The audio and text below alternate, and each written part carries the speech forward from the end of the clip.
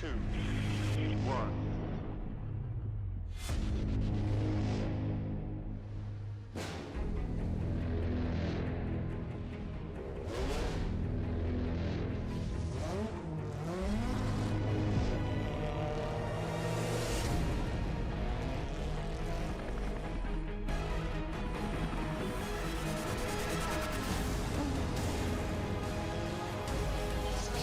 Keep pushing.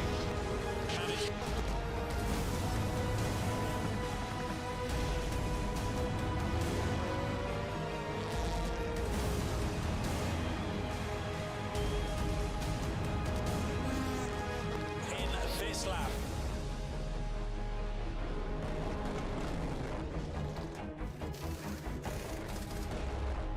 You can do it. It's 4.7 seconds. 5.6 seconds. It's a one of a kind, only in the DTM. Yes, man, you did it. Thank you, guys.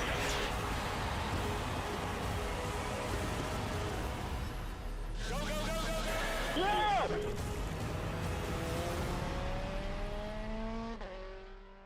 Hello and welcome from a very sunny Nürburgring here in Germany. Only 2 more race weekends, and that means now it's only about the title. And here at the Nürburgring, it's certainly a lot of physical action that we've seen. And here are the highlights. Enjoy. The 15th and 16th races of the season take place over the sprint variant of the Grand Prix circuit here at the Nürburgring, and if certain conditions are met, we could have a new champion on Sunday. And it could be this man, Pascal Wehrlein. No one has been as consistently successful as the young Mercedes-Benz driver in 2015. He's only come away empty-handed from 2 races and now leads the driver's standings on 140 points. His chief pursuers drive Audis but are some way back in the standings. Jamie Green is on 103 points, Eduardo Mortara on 110 points, and Matthias Ekstrom on 126 points.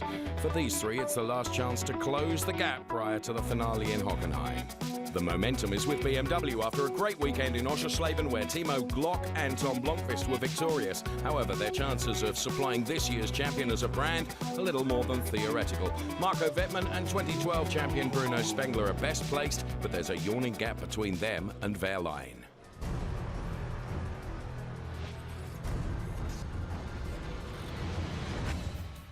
And here comes the grid for race 1 of 2 this weekend. Surprise pole for Lucas Auer, P1, and Maxime Martin, the BMW star, is alongside. Then we see the championship leader Pascal Wehrlein, P3, and Bruno Spengler, P4. Eduardo Mortara will chase Wehrlein all the way from P5, and Maximilian Gertz, best qualifying from him, in P6. Jamie Green is P7 with Mike Rockenfeller's Audi on P8. To the 5th row of the grid, and we find Daniel Juncadella and Miguel Molina. Then it's a race winner from Oschersleben, Tom Blomqvist, with Marco Wittmann, the current champion. Robert Wickens, P13, and Gary Paffett, P14, and all Mercedes-Benz row. Then we see Nico Müller and Augusto Farfus, P15 and P16. The 9th row of the grid is where we find Matthias Ekstrom and also Timo Glock. Then it's Timo Scheider and Antonio Felix da Costa. Next up, it's Christian Vettoris and Paul di Resta, who had an off in qualifying. He goes from P22. Then we see the Audi of Adrian Tombe, and the car that's missing is the BMW of Martin Tomczyk with an engine change. Saturday's race duration is 40 minutes plus 1 lap, and conditions are close to perfect. There are, of course, no mandatory stops or tyre changes in race 1, and the grid provided a few surprises. Perhaps the biggest of which was the occupant of pole position. No one really expected the Mercedes C-Class driven by Lucas Auer to start right from the front. Particularly when you consider that he finished race 2 at Oschersleben just a couple of weeks ago in the barriers. But nonetheless, good to see Lucas Auer back, and good to see Lucas Auer on pole position. See what he can do from there in the Mercedes-Benz. The best of the BMW men will go from P2, and it's the Belgian Maxime Martin. He, of course, was victorious last year at the Moscow Raceway in Russia. The only highlight of his 2015 season has been in Zandvoort, where he came 3rd in Saturday's sprint race. Driving one of the heaviest cars, though, is Pascal Wehrlein, and He'll be going from P3, though he seems to be hardly affected by the weight handicap. Good qualifying from Pascal Wehrlein, of course, chasing the championship, and he will go from P3. Let's hear from Mercedes head of DTM, Uli Fritz. I'm here with Uli Fritz. Now let's first of all talk about Lukas Auer. What a surprise. He actually snatched pole position. I think it was a surprise for everyone, wouldn't you say? Yeah, of course, on the one hand, of course it was a surprise, but we know and we always knew that Lukas has the speed, and yeah, he just didn't get it together. Had just a lot of bad luck in the last first races. It's still his rookie season, and yeah, I'm really happy to see him here on pole position. So good to hear from Uli Fritz then from Mercedes-Benz. And P4 goes the way of Bruno Spengler, the BMW star, who places his car on the second row of the grid.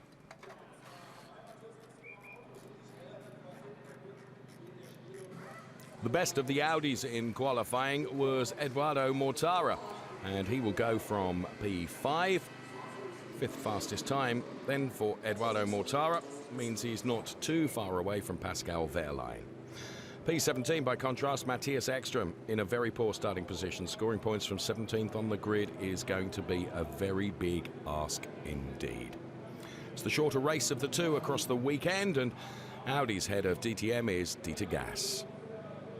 Now Dieter Gas is going to be a very, very tough race, I think. But in regards to the championship, you've got Ekström and Mortara, obviously, who are way in the front. But in regards to the qualifying, you've got Mortara in P5 and Eki only in P17. So how strong do you think you are today that you can come a little bit closer in regards to the battle of the championship? Yeah, I think for Matthias it will be very, very difficult in the short race to come back from P17 into let's say, a significant point scoring position will be difficult. But Edo is in a good position, Jamie as well is in a good position on the grid. We have seen, I think, the qualifying very, very balanced between all three manufacturers in the way as we want to see it. And I think that is the best to see, at least an exciting race as well for spectators. Okay, the cars have completed their formation lap. Okay, go out, go out. Okay, go out, go out. Stop.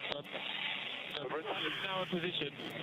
Engineer guides Lukas Auer into position as we go into the garages of Mercedes-Benz, BMW and Audi just ahead of the race. The lights are at the top of the screen and it's lights out. And race one for DTM here at the Nürburgring is underway. Both Gary Paffin and Robert Wickens trying hard in their Mercedes-Benz cars. And Lukas Auer is a sandwich between Maxime Martin and Pascal Wehrlein. He runs out wide. There's a touch between Pascal Wehrlein and Maxime Martin. That allows Bruno Spengler through and also Eduardo Mortara. So Pascal Wehrlein losing places right at the very start of this race. On board with Bruno Spengler as Pascal Wehrlein fights back with Eduardo Mortara, and Jamie Green gets turned around, collected by Molina, and then fires into Timo Scheider.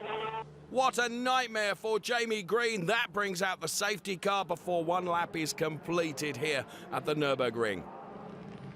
See it again, Jamie Green gets just a little tug, and that turns him around. Now Molina has nowhere to go. And then Jamie Green rattles into Timo Scheider as well. We see it from on board the Marco Wittmann car then. And let's get Jamie's take on it. So Jamie, talk us through it. What exactly happened? Well, everything was pretty usual until turn 3, and then I got hit from the rear, sort of in the middle of the corner. So, you know, I couldn't catch the hit that I got, so I spun. Then the pack were obviously right behind me, and I think Miguel had nowhere to go, I imagine, and he just hit me head on and got a lot of damage and game over. Well, it's not the first time Green has been the victim of poor luck in 2015. In the early stages of the season, he looked a realistic championship contender. Let's take a look at it again. There he gets tagged, around he goes, and well, Miguel really does have absolutely nowhere to go. Let's hear from Miguel now. I got hit by Wittmann in turn 2. Then I lost a bit the position, and I got another contact, and Jamie was spun there, and I just went into him without any. I could not see him at all. I was looking to my mirrors, and I could not see it here that he was stopped there, and that was over. Well, clearing the debris is going to take quite some time, and therefore the race is stopped pending a rolling restart. Pascal Wehrlein seizes the opportunity to complain to Maxime Martin about what he felt was the incident in turn 1, but actually he's got no right to do so, as Maxime Martin did stick to his line, but Wehrlein turned into it, and the gap that he was turning into was full of the BMW of Maxime Martin. So Pascal Wehrlein surveys the damage at the front end of his Mercedes-Benz, and just before the restart, Verena managed to catch up with Maxime Martin on the grid. Just before you jump into the car, you had a little incident there with Pascal, and he was very emotional. Can you even a little bit understand the reaction? Yeah, you know, when there is contact, you're never really happy, but at the other hand, yeah, I locked a bit the front, but at the end, I'm in the inside curb, and he's just turning like there is nobody. So I was there, and we touched side by side, and this is racing. It's like this. Well, as we watch the front-on replay and then switch to the replay from being on board with Bruno Spengler, well, that evidence would suggest that the Belgian Maxime Martin is right. Oli Fritz, quick question. After this incident with Pascal and with Maxime, we just spoke to Maxime, and he says things like that happen. However, Pascal was very, very emotional. How do you see the situation? Yeah, to be honest, I did not really have the time yet to look at it without emotions and with at the second or third time. So yeah, we will analyze that after the race, and I think now the focus is on really continuing the race as best as we can. So after the race stoppage, then it is a rolling restart. Maxime Martin leads from Bruno Spengler, Eduardo Mortara and Pascal Wehrlein, and they are followed by Maximilian Goertz, Mike Rockenfeller and Lucas Auer, who of course is the big loser from the original start. Bearing in mind that Lucas Auer started this race in pole position. Through the Mercedes complex they come, and there the all-pink Lucas Auer machine. Now Matthias Ekström has already made up 6 places and is now running in P11. And Pascal Wehrlein is chasing down Eduardo Mortara for those crucial championship points. And that is the Matthias Ekström car. Just out of the points at the moment. As we see the Tom Blomqvist car pushed into the garage, his BMW clearly came off worst in the collision with Jamie Green. This is lap 10, and Antonio Felix da Costa overtakes Matthias Ekström in the Vidal chicane and goes P11.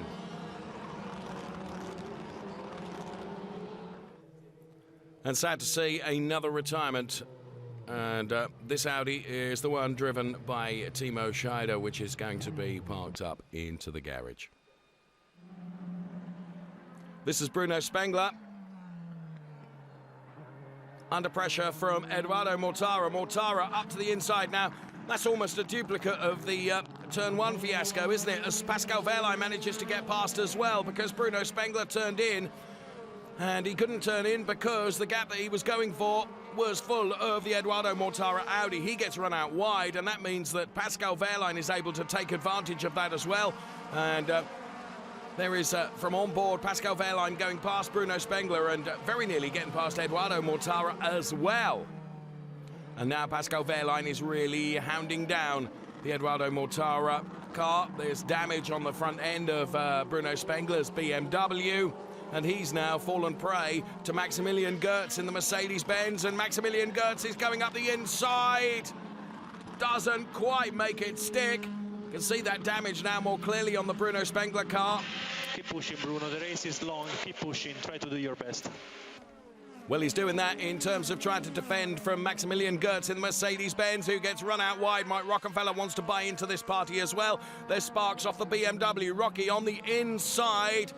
Maximilian Goertz towards the outside. Maximilian Goertz. Audi is now second. We will monitor the gaps. You're doing well. Well, Goertz ran Rocky out onto the grass, and Mike Rockenfeller was the big loser there because Lucas Auer and Gary Paffett are through. 10 more laps, Bruno, 10 more laps. You have a damage on the front right flick, so you can have a balance problem. Try to do your best, okay? Try to do your best. Whilst they were all fighting behind, it was great news for Bruno Spengler, who was able just to get up the road and flee that battle that he was right in the middle of. We're on board with Marco Wittmann now, fighting with Lucas Auer. Lucas Auer, the car just ahead. There is Maximilian Goertz in car number 84. Now Gary Paffett through on the inside of Marco Wittmann through the Mercedes arena. They go here at the Nürburgring. Fantastic racing. We're on board with the champion, Marco Wittmann. And that's where we can see the problems for Mike Rockenfeller, because basically Maximilian Goertz, bit of a shortcut through the chicane, took Mike Rockenfeller with him. That allowed Bruno Spengler to escape up the road, as you can see. We can see it here. That's where there was a little knock between the two of them. And Rocky was the big loser. Almost losing out to Robert Wickens as well in that. In the meantime, Pascal Wehrlein is chasing down Eduardo Mortara as this battle continues, and Maximilian Goertz has now got past the failing BMW of Bruno Spengler. Lucas Auer diving up the inside. Gary Paffett's also going to join in, and Robert Wickens is there too. Mike Rockenfeller has lost out to Robert Wickens. And there's more parts coming off the Bruno Spengler car now. What a disaster for him. I know, Bruno, try to do your best. Now you lost a piece in the front. Maybe now is a bit better. Try to do your best. I can't honestly see how that's going to be a bit better. He tries to fend off the Robert Wickens car. We're on board with Bruno Spengler now. It's a futile attempt. Flat tire. I have a flat tire. Forget it. So to add to his woes, he's got a flat tire and everyone comes past. Copy, Bruno, copy. Box. Prepare for Bruno to box. Well, there in replay, we can clearly see the sparks coming off the front end of the Bruno Spengler car as we take a load of replays and look at what was going on out there as Bruno Spengler desperately from the mirrors you can see, trying to defend his position. Maximilian Goertz goes through. Lucas Auer is going to have a go, and so too is Gary Paffett as well. The BMW completely and totally surrounded by three Mercedes-Benz. A little bit of contact there between Maximilian Goertz and Bruno Spengler as they turn into the NGK chicane. This time, Maximilian Goertz chooses not to shortcut it, but does get ahead of the BMW bank car of Bruno Spengler, and that the rear deflated tyre and part of the carcass actually flies off the car as well. Well, Timo Scheider looks on and can see the damage. Let's hear from Bruno Spengler now.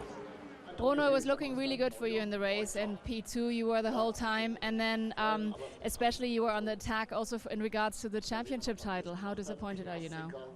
Yeah, well, for sure I'm very disappointed and quite pissed off actually, because it was, you know, it's the second time in a row that my race gets totally broken by an Audi. So last time was Jamie Green in Oschersleben, and this time is Eduardo Mortara here, and the car was broken after the impact. So, you know, I'm pretty sure, I know it's okay to touch, no problem, but if I wouldn't be here, Eduardo would never make the corner because he was much too quick at that place. He just leaned on me and that was it. So there's not too much I can do. The car was broken after the crash, and then, you know, I tried to defend, but it was just not possible. So for sure, very disappointed. We try to play fair as much as we can with no team orders and everything, and the others, they just drive into your car. So it's a bit of shame somewhere, but that's the race.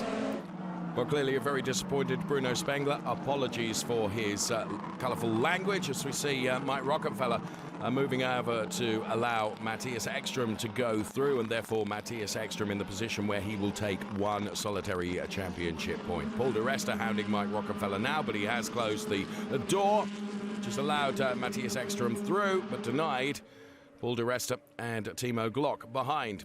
This is our race leader, Maxime Martin, Eduardo Mortara and Pascal Wehrlein, and Wehrlein right on the back of Eduardo Mortara now. Of course, he does have DRS, Eduardo Mortara does not, but it is the last lap, it's the last turn, it's the last opportunity that Pascal Wehrlein is going to have to get past Edo Mortara, and he fails as Martin wins. Mortara second, Wehrlein third. Good job, Pascal, good job, good job. Happy with you. Well, Wehrlein's engineers pleased. Well done, muchachos! Well done! And so too is Maxime Martin then. He takes his second win in the DTM. His first came in Moscow last year, and he follows it up with Maxime P1 easy at the Nürburgring. Congratulations. Obviously, Maxime Martin did a fantastic race. That is phenomenal. However, on the other side, we have Bruno Spengler, where he was obviously very upset, and for him the race ended. So how do you feel at the moment? Well, as you said, it's a bit mixed emotions. Obviously, I'm super glad for Maxime, for his team, RMG. Both cars really well positioned. Maxime's second win in DTM, fantastic job there. With Bruno, we had a very good second car there as well, and he was really fighting off without DRS the guys pretty well. And yeah, unfortunate that it ended for him basically with so much damage to the car that we had to retire it. It's difficult. We've seen in the first corner on the start of the race that it was already difficult. It's really sad, and I can understand that he's upset, but we just have to base everything on today's good performance of our cars, concentrate on the race tomorrow, celebrate the win today, but yeah, focus on tomorrow. And also for Bruno, there is still a good race tomorrow for him. Car is working well here, so focus on tomorrow and not look back too much. The race result in full then, Martin taking the win from Mortara, who finishes ahead of Wehrlein, but Wehrlein banks some valuable points. So first of all, Pascal, congratulations to a fantastic third place, considering how tough the race was. That is really good. And one question, did you manage to calm down emotionally a little bit? Yeah, maybe I need some more minutes, but definitely it was a hard race. My car was damaged after the start. I had a very good start. But still I could extend the lead, so I'm not too unhappy. Well, it's Nelson Pike, the three times Formula One world champion, that makes the trophy presentation to Maxime Martin. Celebrates his second win in the DTM and holds the trophy aloft. Let's hear from Eduardo Mortara now. Edo, congratulations. You fought pretty hard from P5 to second place, but you don't seem as happy. Why not? No, I am happy. I mean, to be honest with you, it's just that now, you know, with all the feelings after the race, you know, you tend to be a little bit down. But I mean, I'm very happy about what happened today. And had already like a pretty good qualifying and had a fantastic start. Pretty brave move on Spengler. We had a little bit of contact, and I was lucky to continue. And in the end, you know, second place from fifth is fantastic. So Pascal Wehrlein does extend his lead in the championship, being chased by Eduardo Mortara and Matthias Ekstrom. Let's hear from our race winner, though. Yeah, I want to see a big smile from you, because Maxime, you kept cool all the time, and now here's your victory. So you've got to be extremely happy about that. Yeah, it's unbelievable to win now here in Nürburgring. It's my second victory in DTM. I won one race last year. I win one race this year, and it's just amazing. And BMW did a really good job. I really had a really good car. I would like to thank the whole team and everybody for this victory. So Maxime Martin celebrates in true style on the podium, and it's a fair soaking himself in the champagne, it has to be said.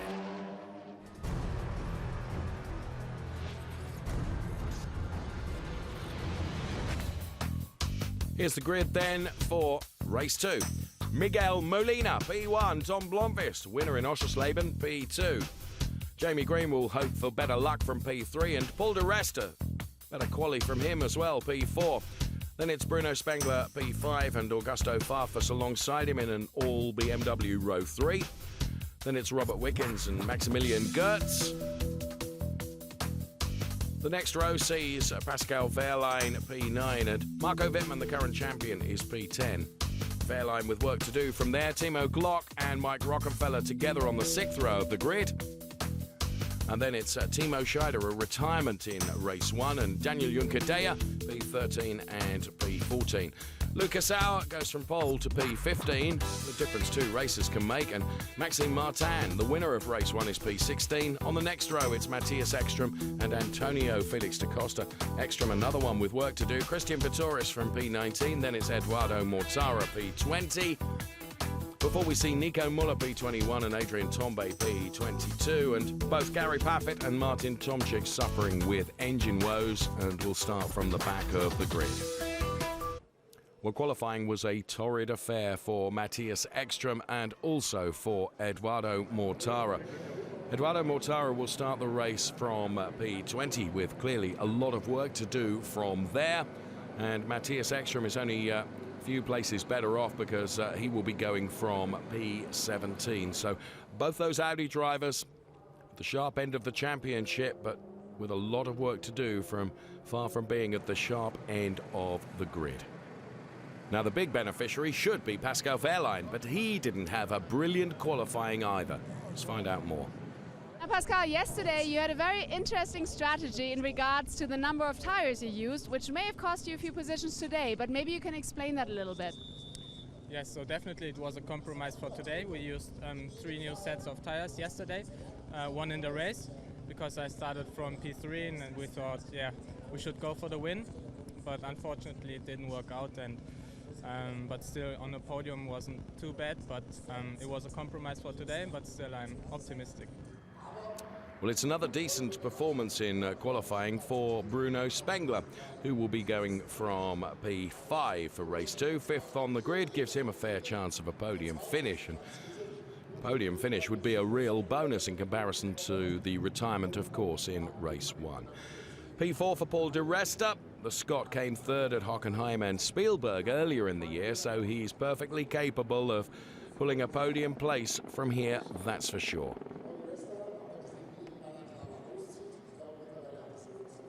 On P3, following the first lap crash in race 1, we find Jamie Green, obviously in a somber mood, and to all intents and purposes, he is now out of the title race, but he's nothing if not a fighter, as he showed in qualifying.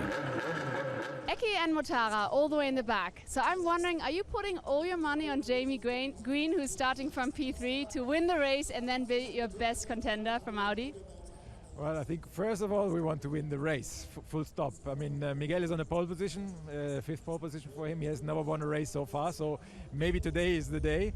But if Jamie wins the race, obviously we would be very happy as well, as long as it's out in front.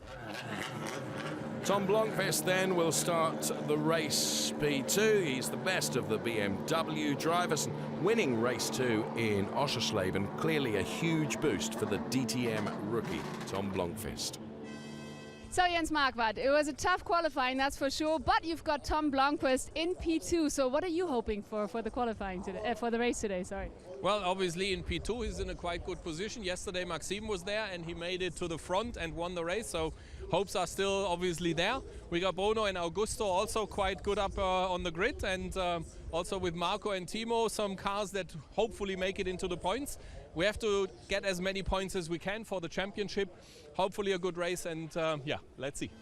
Well, going from P1, it's Miguel Molina, the Audi driver. Seems amazing when the Audis of Mortara and Ekstrom struggled so badly in qualifying. It's the Spaniard's 5th pole position in the DTM, but he's yet to win. We're in the garage of Audi, also BMW and Mercedes-Benz as well, ahead of race 2. 5 lights, and when the lights are out, it's into turn 1. Molina with a brilliant start, but Jamie Green with a terrible one. Luckily, everyone manages to avoid Jamie Green, who does now get going, but falls right to the back of the pack. Molina is under pressure from Tom Blomqvist going through turn 1, as out goes Robert Wickens and Timo Scheider. Wickens may get going again, but Scheider won't. This one was again fantastic. Yes, I just see it, Timo. Just see it. You're deep on the gravel. So let's see it in replay then. Wickens just touching Timo Scheider. Scheider piling on the opposite lock to try and control it. Wickens manages to stay on the tarmac and therefore is able to recover from there. But Timo Scheider, once he's in the gravel, is going nowhere other than retirement. Well, actually, I had a pretty good start. Moved to the outside in turn 1, so I felt pretty safe. But unfortunately, I just recognized that Robert Wickens was hitting me on the rear right. So I spun and went into the gravel bed. So this was then already after like 500 meters the finish of my race. And there is Gary Paffett, who was, of course, unable to take part in qualifying due to a technical fault. The safety car comes out to allow the removal of Scheider's Audi A5 from turn 1. Okay, let's get a replay of the start then, and Green stalls. Wickens in the orange and grey Mercedes swerves and just about avoids Green. Wickens then becomes the meat in a Scheider-Wittmann sandwich. There's contact with Wittmann, setting off a chain reaction that ends with Timo Scheider's retirement. Green is at the back of the field. So from such a good qualifying, let's find out exactly why the start was so bad for Jamie Green. We always use the handbrake to prepare the clutch. load the clutch against, and the handbrake didn't work. So then I was trying to get some brake pressure again, and obviously the race started, and so I lost, a lot of time. Well, Gary Paffett didn't take part in qualifying, and we saw him turned around just a few moments ago, and that was the reason why, under investigation, Marco Wittmann for that little tap on Gary Paffett. Gary, you had a big problem in the warm-up. That's why you had to skip the qualifying, and now it's over for you in the race as well. Couldn't you guys fix the car? What was the problem? No, we had an engine failure in the morning, so we had to change the engine, which was a lot of work to do in the short amount of time. So the guys did a great job to get the car back together, but we just seemed slow on the straights, so seemed to be down on power with the engine now. So I don't know, we have to wait and see. We don't know what's wrong with it. So. Well, as we see Robert Wickens making his way into the garage, that's the end of his race and another retirement. As the race gets back underway, the race order in the top half of the field remains the same. Molina leads from Blomqvist to Resta and Spengler. They're followed by Farfus, Wehrlein, Maximilian Goertz and Timo Glock. The Wittmann-Paffett incident will be dealt with after the race. So it means then that Wehrlein has gained 3 places and is well within the point-scoring positions. As for Matthias Ekström, he's worked his way up to 10th behind Daniel Juncadella.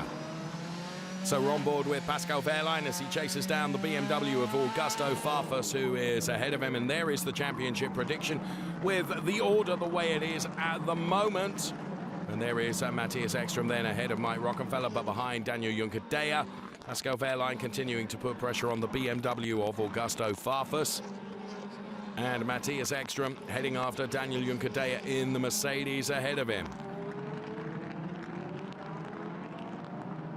So under braking for turn 1, Mortara up the inside of Lucas Auer. Lucas Auer then locking up, and that allows the opportunity for Eduardo Mortara to move up a place.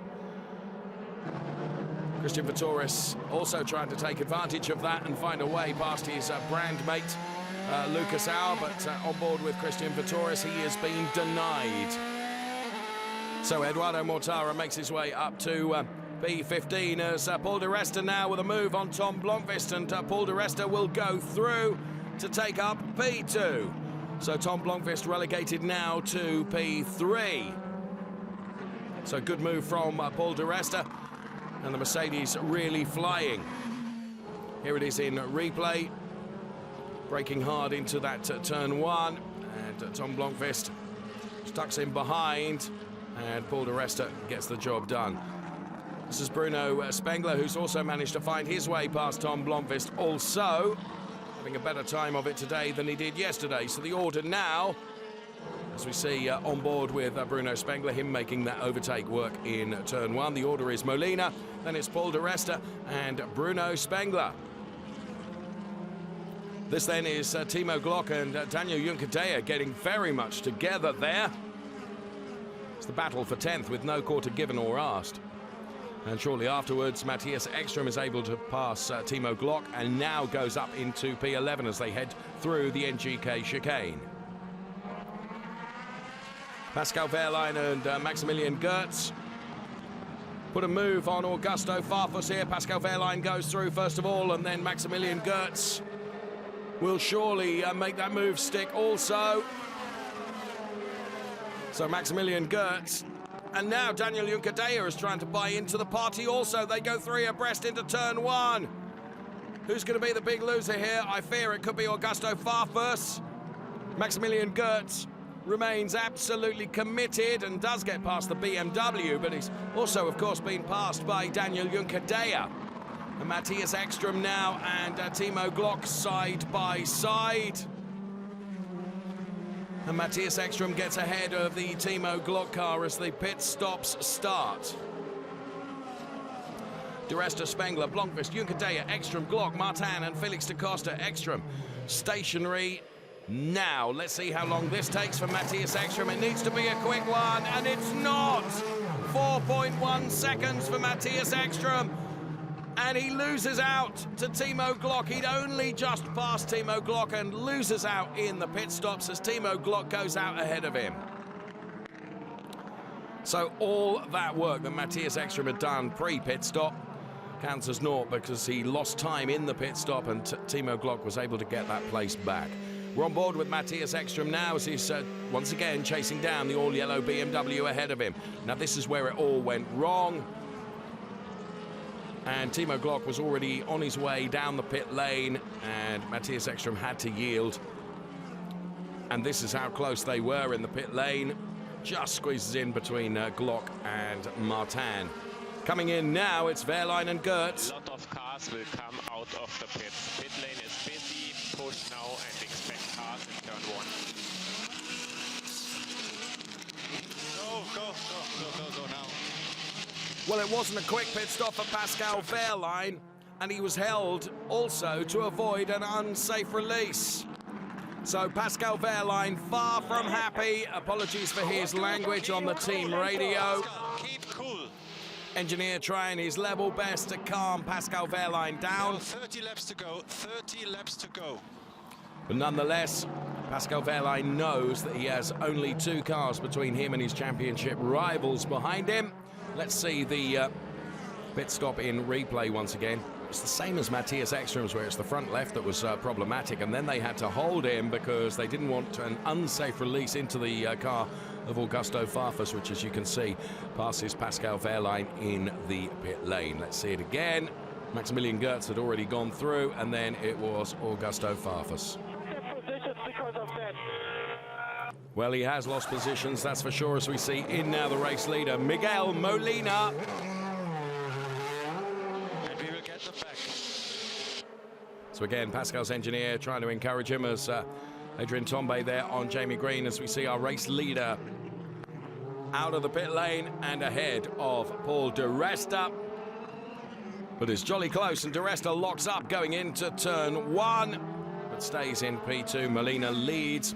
This is Augusto Farfus now being hounded by Pascal Wehrlein. Pascal Wehrlein with the hard work to do once again as they go around the back of the paddock and head towards the NGK chicane.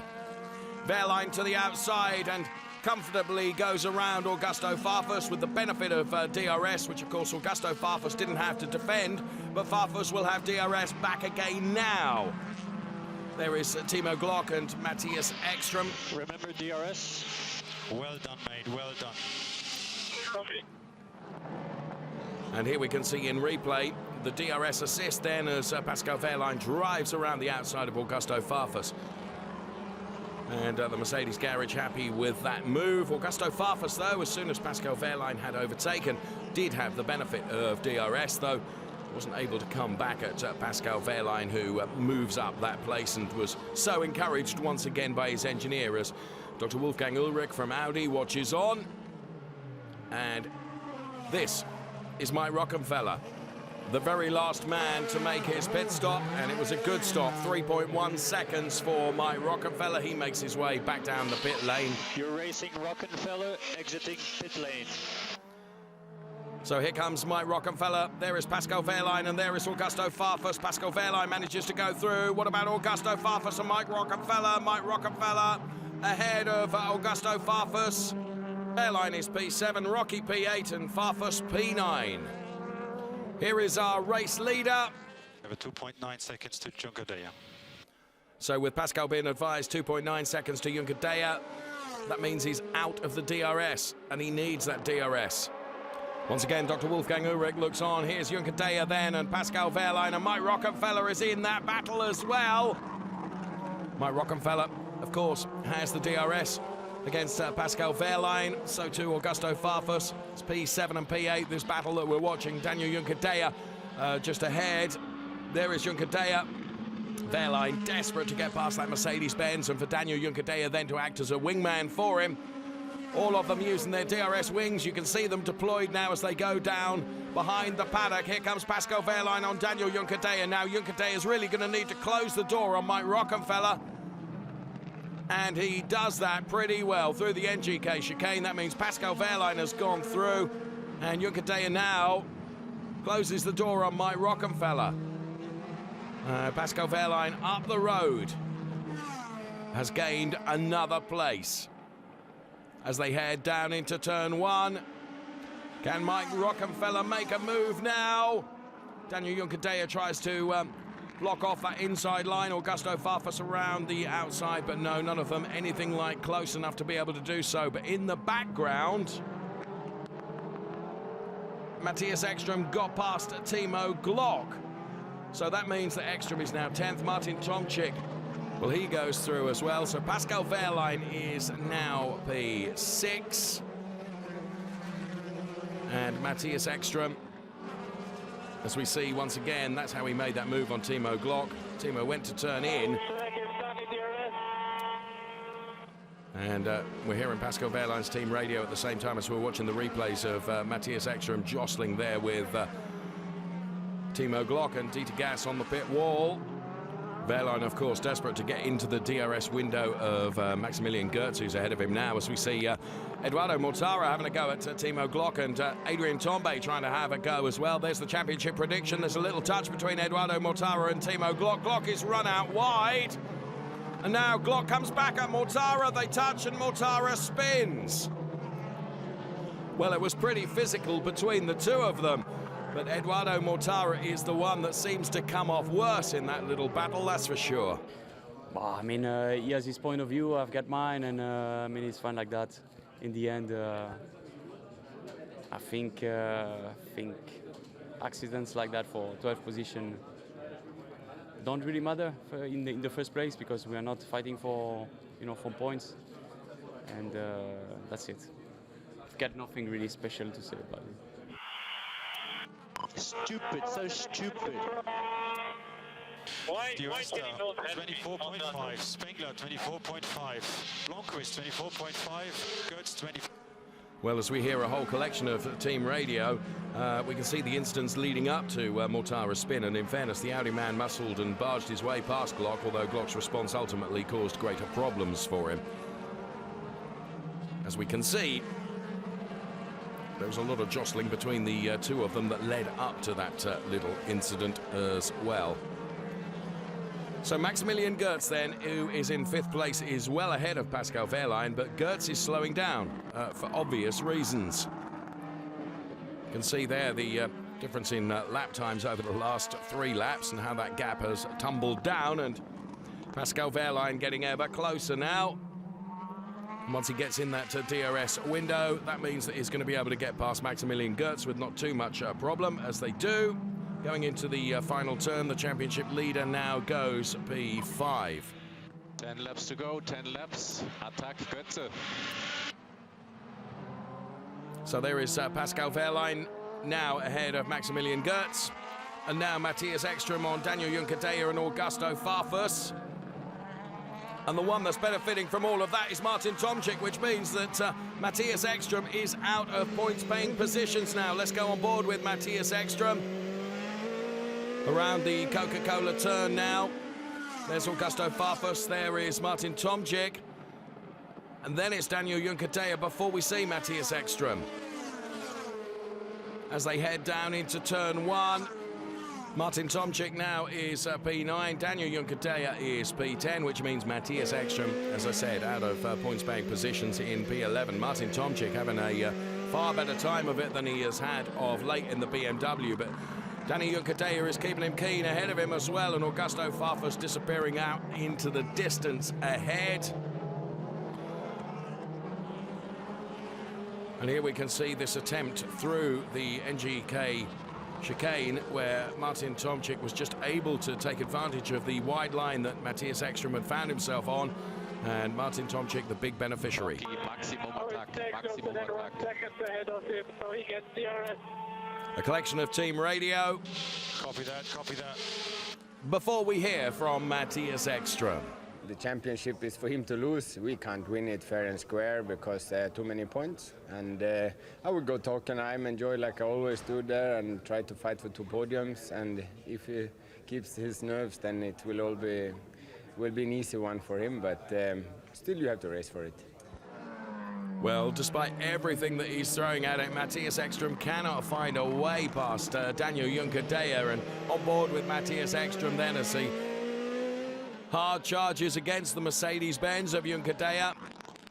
But whatever he tries is futile. He's not able to find a way around the number 12 Mercedes-Benz. And of course, Daniel Juncadella pushing Martin Tomczyk quite literally very hard, and Matthias Ekström trying to take advantage of that, but even that is denied him. And Adrian Tombe just sitting by as we watch in replay there. That was that little touch between Martin Tomczyk and Daniel Juncadella. Great control from Martin Tomczyk to be able to hold on to it. Miguel Molina, though, has had an untroubled time at the front and heads for the checkered flag and his maiden DTM win.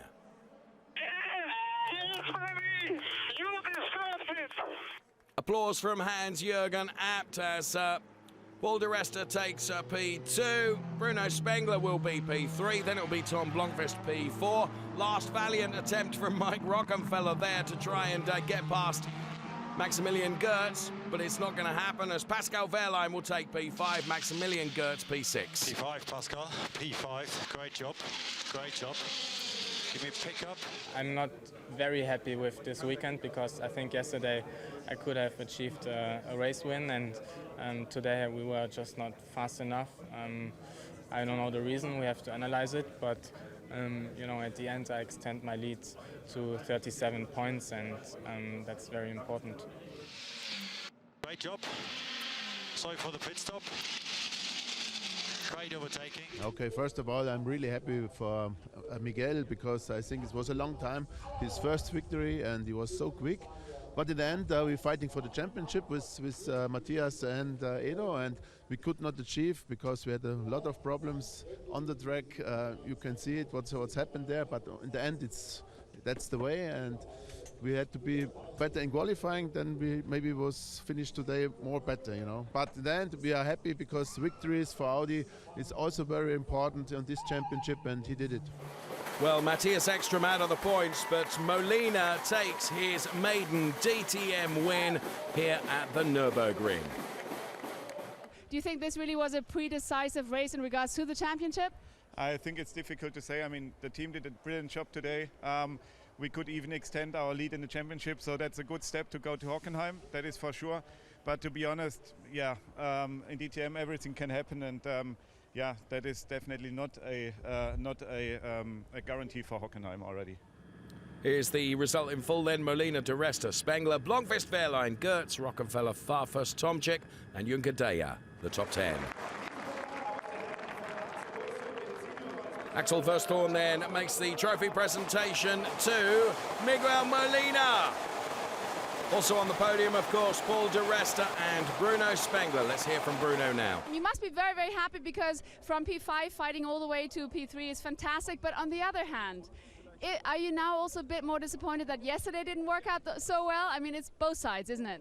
Yeah, for sure. It's a 50-50 weekend because, you know, if yesterday I would have a victory or a second place, it would look very good for the championship. But that's how it is. You know, I was very unlucky yesterday.